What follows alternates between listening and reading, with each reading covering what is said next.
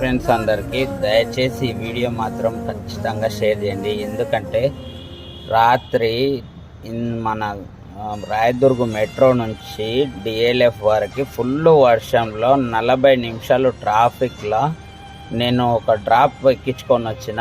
Madam ఎంత వేస్ట్దంటే డబ్బులు payment అయిపోయిందని చెప్పి 250 మాట్లాడుకుంటే నీ దగ్గర నాకు 250కి 50 రూపాయలు ఫోన్పే కొట్టి చూపించకుండా అయిపోయిందని స్క్రీన్ ఇట్లా చూపించి వెళ్ళిపోయింది. నేను రైట్ మార్క్ పడింది కదా అనుకున్నా. తర్వాత చూస్తే నాకు 50 రూపాయలు వచ్చినాయి. తర్వాత మిగతా 200 వేయకుండా వెళ్ళిపోయింది. నేను ట్రాఫిక్లో ఉన్న బండి వదిలేసి పోలేని పరిస్థితిలో ఉన్న వాళ్ళు రోడ్డు దాటి వెళ్ళిపోయారు. నేను యూటర్న్ చేయడానికి చాలా టైం పడుతుంది. ఇంత వరస్ట్ కింద ఎందుకు తయారైనరు?